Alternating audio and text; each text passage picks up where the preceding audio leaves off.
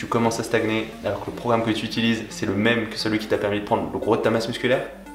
Aujourd'hui on va voir pourquoi le programme qui te fait progresser à un certain moment, c'est celui qui risque de te faire stagner par la suite. Et je t'expliquerai exactement comment savoir quand changer de programme et comment t'y prendre. Salut, ici Nico et bienvenue dans l'épisode 107 de Questions Muscu, les mini-séries dans lesquelles je réponds à vos questions sur la musculation tous les jours. Et aujourd'hui, je réponds à la question de savoir pourquoi le programme qui te fait stagner à un certain moment, c'est celui qui te risque de te faire stagner par la suite. Parce que moi, quand j'ai pris le gros de ma masse musculaire, je m'entraînais toujours de la même façon. Je faisais un full body que je réalisais tous les 2 jours, et de semaine en semaine, j'arrivais à rajouter des poids, j'arrivais à prendre du muscle, et en 2-3 mois, j'ai pris plusieurs kilos de muscle. Mais ce qui s'est passé, c'est qu'à un certain moment, j'ai commencé à stagner. J'ai arrêté de progresser niveau force sur les poids que je mettais, et mon poids il a commencé à pas trop évoluer. Et là, je me suis posé la question, mais pourquoi j'arrête de progresser alors que ce programme, jusque-là, il m'a tout le temps permis de rajouter du poids, il m'a tout le temps permis de prendre de la masse et de la force, et pourquoi à un certain moment ça s'arrête? Est-ce que j'avais atteint mon maximum génétique? Est-ce que ça voulait dire qu'il fallait que je fasse un cycle force?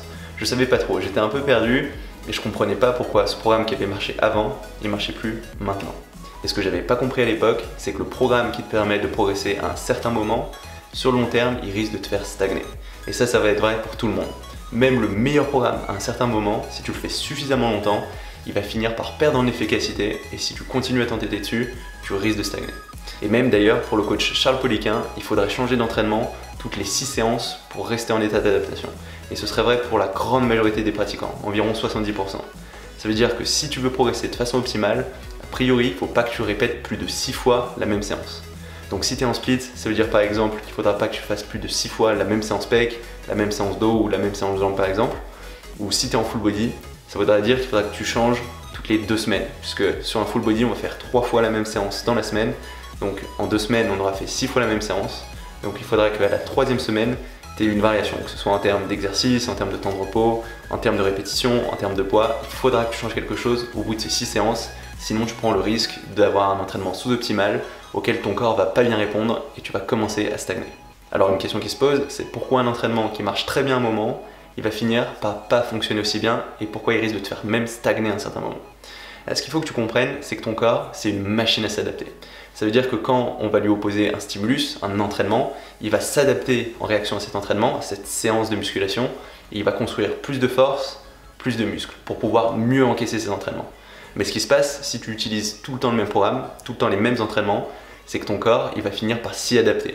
Ça veut dire que vu que le stimulus, c'est toujours le même, et que de séance en séance, ton corps est de plus en plus adapté à réagir face à cet entraînement, face à ce stimulus précis, et bien ce qui va se passer, c'est que si tu lui envoies toujours ce même entraînement, ton corps il sera tellement bien adapté qu'il n'aura plus de raison d'évoluer, il va plus construire de muscles.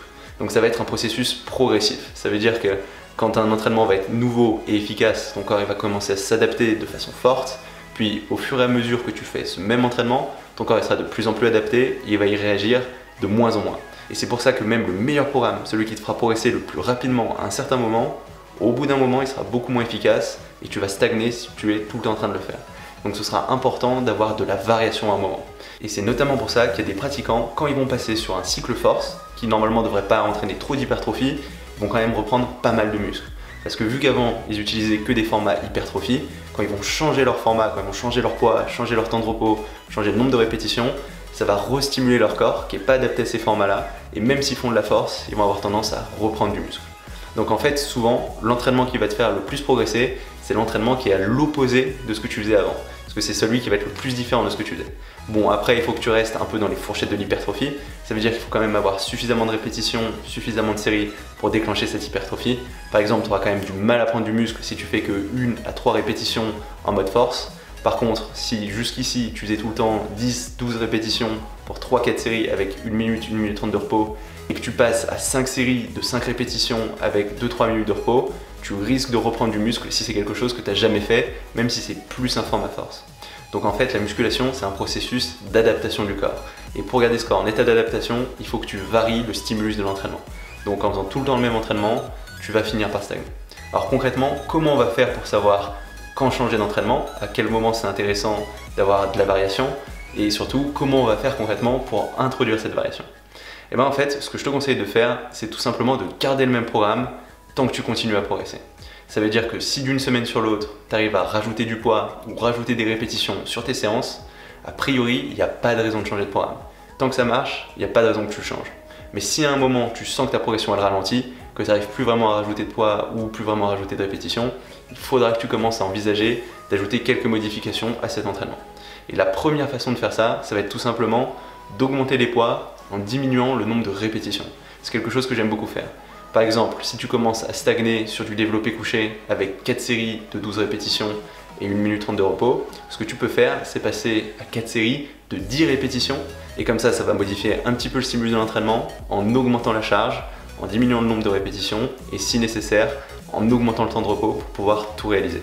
Et là, avec ce nouveau format, tu vas continuer à essayer de progresser et dès que tu sens que la progression est un peu plus lente, tu peux encore une fois diminuer le nombre de répétitions, passer par exemple à 8 ou 6 répétitions, peut-être augmenter encore le temps de repos, ça va dépendre si tu arrives à réaliser toutes les répétitions ou pas avec ce poids plus lourd.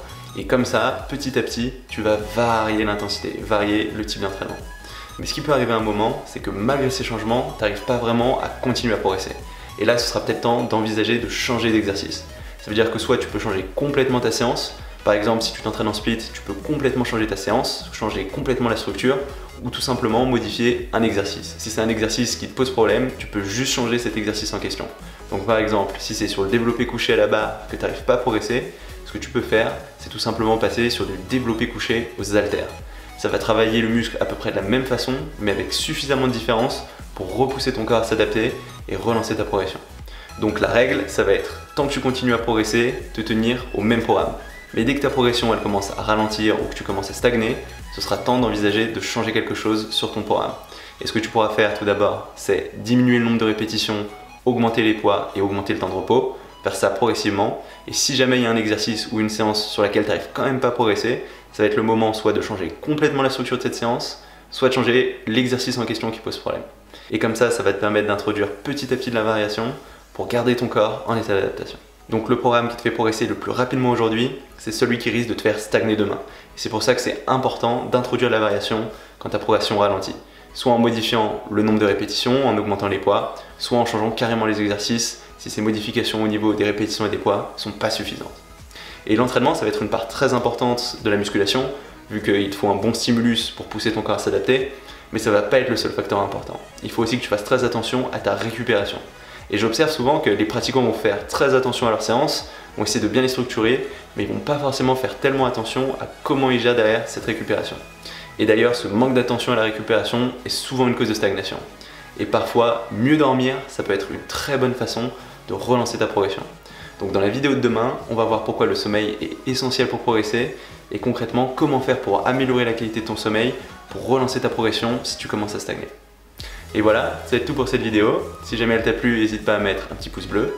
Tu peux aussi t'inscrire à ma chaîne YouTube si tu l'as pas encore fait pour savoir quand je sortirai de nouvelles vidéos. J'en sors tous les jours. Et du coup, on se retrouve dès demain pour une nouvelle vidéo. Salut!